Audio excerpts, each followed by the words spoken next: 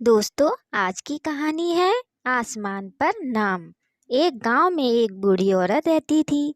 Rail दुर्घटना में वह अपने पति और एक लौते बहू बेटे को खो चुकी थी। उसके जीने का एकमात्र सहारा उसकी 7 वर्षीय पोती सलोनी ही रह गई थी। वह बड़ी जतन से सलोनी का पालन पोषण कर रही थी। पूजा पाठ और धर्म कर्म में उनकी गहरी आस्था थी। सलोनी को भी वह धार्मिक और नैतिक कहानियाँ और गीत सुना सुना कर अच्छी अच्छी बातें सिखाती। रोज समय से स्कूल भेजती। सलोनी भी चाव से सुनती और दादी की हर बात पर गौर करती। काफी होशियार होने लगी थी सलोनी। एक दिन की बात है, दादी पूजा के लिए बेल पत्र पर राम नाम लिखने में मगन थी। तभी सलोनी आकर उसके कंधे से झूल गई। दादी को अपने काम में व्यवधान पड़ता मालूम हुआ तो दादी मनुहार करने लगी।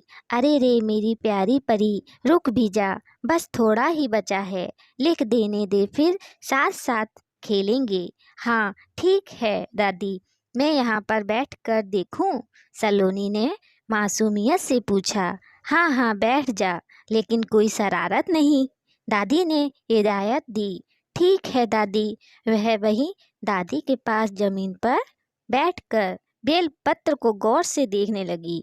अच्छा दादी, एक बात पूछूं? आंखें मटकाती हुई सलोनी ने पूछा। हाँ मेरी अम्मा पूछ। आपको याद है एक दिन मैंने आपसे कहा था कि मेरी किताब से पढ़कर एक कविता सुना दो? सलोनी दादी की मुंह देखती हुई बोली। हाँ हाँ याद है ना, अच्छे से याद है।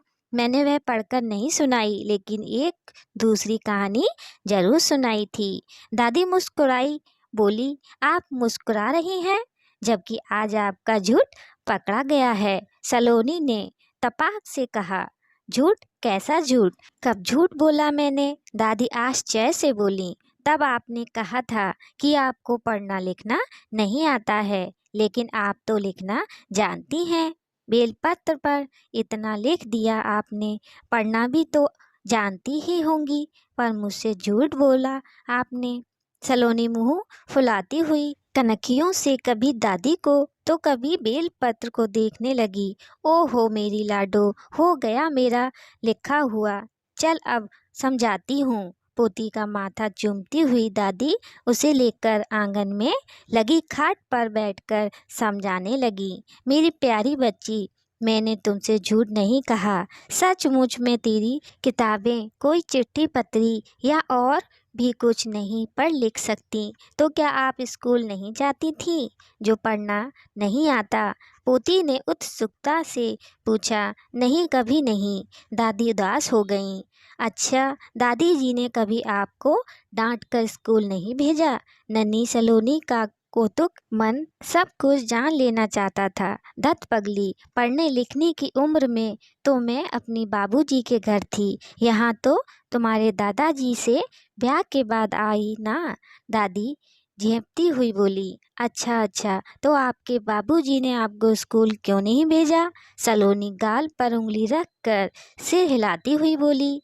पहले लड़कियों को स्कूल तो दूर, घर से बाहर भी निकलने नहीं दिया जाता था। अम्मा ने एक बार कहा भी था स्कूल जाने के लिए, लेकिन बाबूजी ने डपट कर कहा, बेटी जात पढ़ लिख कर क्या करेगी? राम नाम भर लिखना सीख जाए, काफ़ी है। बस फिर कभी स्कूल का नाम नहीं लिया किसी ने। घर के अंदर ही राम नाम लिखने भर पढ़ लिया मैंने, दादी ने समझाया। ओहो दादी, ये तो बहुत गलत बात है। आजकल तो लड़कियां खूब पढ़ती हैं, जितना मन हो उतना। देखना दादी, मैं भी पढ़ूंगी, खूब पढ़ूंगी। सलोनी दादी से लिपट गई। हाँ मेरी लाडो, तुम खूब पढ़ना। मैं तो बेल पत्र पर राम नाम लिखती हूँ, तुम पर लिखकर आसमान पर नाम लिखना। और पोती को बाहों में समेटती हुई दादी उससे लाड जताने लगी। दोस्तों, स्टोरी कैसी लगी? लाइक सब्सक्राइब जरूर करना अगली स्टोरी के लिए। धन्यवाद।